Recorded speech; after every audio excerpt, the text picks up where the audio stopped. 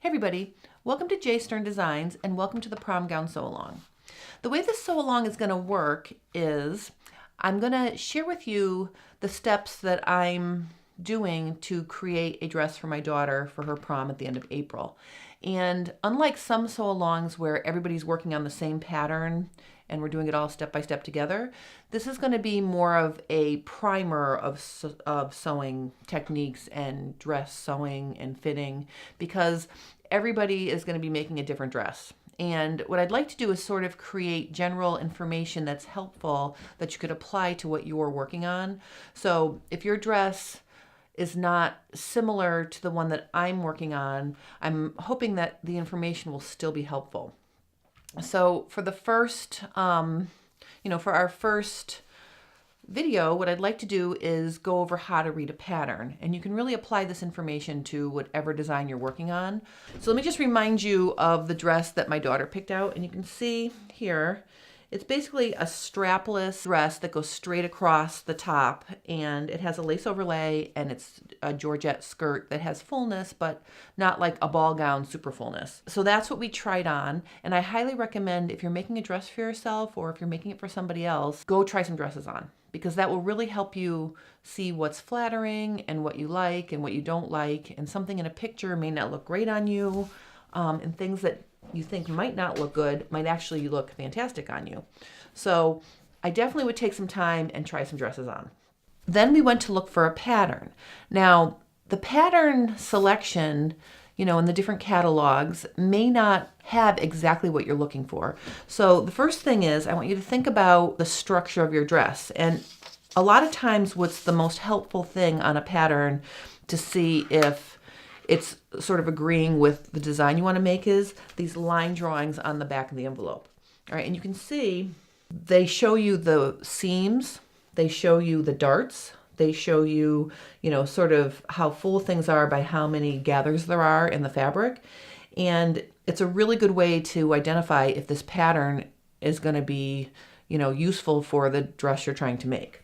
Now, one thing to keep in mind, if your dress has a waist seam and you can't find a dress that is the same on the bodice and on the skirt, you can easily combine two patterns by, making the top one pattern and then using the pattern pieces of a second design or to match what you want. So just know that if you can't find the whole thing in one pattern, you can combine patterns, and the easiest place to combine them is at the waist, because you'll just have to true it up, on that one seam. So keep that in mind. Another thing to think about is if it's not exactly the way you want, but it's something that's easy to adjust, you can work with that as well. And I am actually in this situation. We couldn't find a dress pattern that went straight across the bodice. You'll notice that this dress has a sweetheart neckline on the strapless version, and we're just going to smooth it out and make it straight across like this. So say now this dress has, that looks more like what Abby picked out.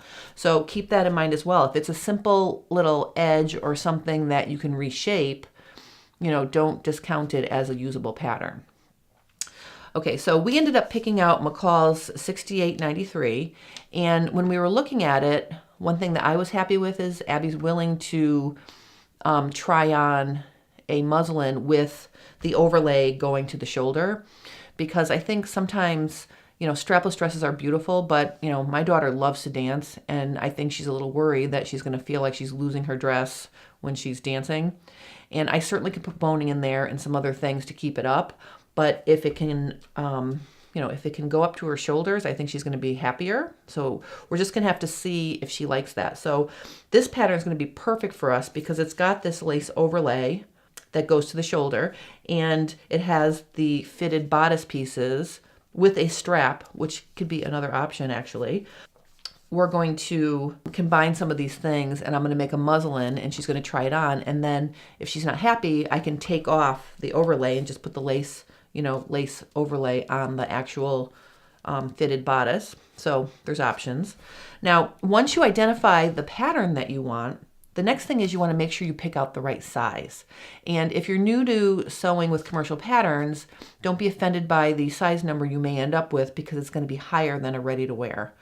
to pick the size that you want to work with, you don't want to measure your full bust, okay? You want, if you have an ample size bust and you use that measurement to pick out your pattern, it's going to be way too big for you up here around the neck and shoulders. So the easiest thing to do is to pick out the size that fits you up here and let the bust out. And I'm going to put a link to how to do a full bust adjustment in the blog post that goes along with this video, so you'll be able to see step by step how to do that. But let me just show you how to measure for a high bust. Now what you're going to do is you're going to bring the tape measure across your back straight, and then under your arms, and then up over the fullness of your bust. All right, so the tape measure is parallel to the floor like this, and you're going to take that measurement. Okay, so make a note of that. You can also check your full bust measurement, which is down here across the fullest part of your bust. Okay, the other adjustment you're going to want is how far from the base of the neck to the waistline, you know, what that length is, because you may need to lengthen the bodice pieces to get the waist to sit where your waist is. And you want to do the same thing in the back. So you want to make sure you have, you measure the length of the back and get that where it is, so you can get that where it is as well. So those are the simple, basic measurements you're going to need.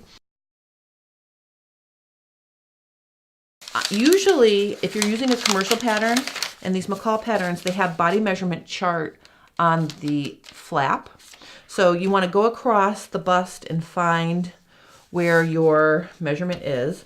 Now, on this pattern, the size 18 is 40 inches. Abby's high bust measurement was 40.5. So I feel like 40 is going to be close enough. If her bust measurement was 41, and I took a snug measurement, I would probably go up to the size 20, to the 42. But because it's only 1/2 inch higher than the bust measurement on this pattern, I'm going to go with that. The other thing you want to think about, most commercial patterns design for a B cup, and sometimes a C cup can fit into a commercial pattern. If you are a D cup or above, you're going to have to do a full bust adjustment. So look for that information on my blog, and I have step-by-step instructions on how to do that. But anyway, so that's going to show us the size. So Abby's going to need the size 18. And just to give you an idea in ready to wear, she's a 14. So again, I just don't want you to be offended by the size number, or have sort of sticker shock when you see what that is. The important thing is to get the right size, because it'll make it easier to sew and make it fit. Okay, so we have our size decided. On the back of the envelope, in addition to the size information, there's a description of the dress. It's up here. And it's good to just read through that, because it's going to tell you about how fitted it is, where the closures are, the seams, all the little detail, if there's a ruffle, whatever, it's going to show you, or it's going to tell you where that all is. Then you've got your yardage chart for fabric. Now there's two important things you have to keep track of here. First of all, you want to make sure you're buying fabric for the size you need. And you can see that I've drawn lines next to the size 18 so I can stay in that column when I'm looking. And I circled the styles that I'm making. I mean, the front of this pattern has a sort of a midi length skirt that's straight with a ruffle, long sleeves. And then it has a long full skirt over here. It's got straps, it's got all this different stuff. So you want to make sure you're picking out the yardage for the view that you're making. Because if you wanted to make a long sleeve lace overlay on the top of your dress, and you only bought the yardage for the fitted bodice, you wouldn't have enough fabric. And then the next thing is you need to be mindful of how wide your fabric is when you're buying it, because this pattern gives two different yardage requirements for 45 wide and 60 wide fabric. So when you pick out your fabrics, just double check, make sure you're picking out the correct yardage requirement for the width of your fabric. Then, very important, and this is something that I would definitely read before I went shopping for fabric, is what the suggested fabrics are. If you are making a dress that has a soft, flowy skirt, and you buy a heavy, like, let's say you buy a silk shantung that's this very sort of heavy non-draping fabric, the look of your skirt is not going to look like the picture. All right, so you want to pick, something that's similar to the fabric requirements for the pattern. Now, if you have questions about this, please feel free to send me a photo of your dress, or if you've picked out a pattern and you're not sure, or if you're not sure what a kind of fabric is, please either post a comment or you can email me at jenniferstern1@cox.net and I'll help you with that. Those are the things on the back of the pattern that are important. This pattern also has finished garment measurements, and as it turns out, these measurements are all vertical measurements. So, you can see how long the length of the dress is from the base of your neck to the hem in the back. That's useful because that can help you determine if you have to lengthen or shorten your skirt pieces to get them to go all the way down to the floor if you want. It also gives, separate measurements for the skirt pieces, the vertical ones. So just check the whole pattern out, read everything on the back, and then, just jot down notes. You can see that I've made a line sketch here, and don't judge my drawing because that's not my strong suit. But basically, I can see what I need and I can see what my measurements are based on what I sketched.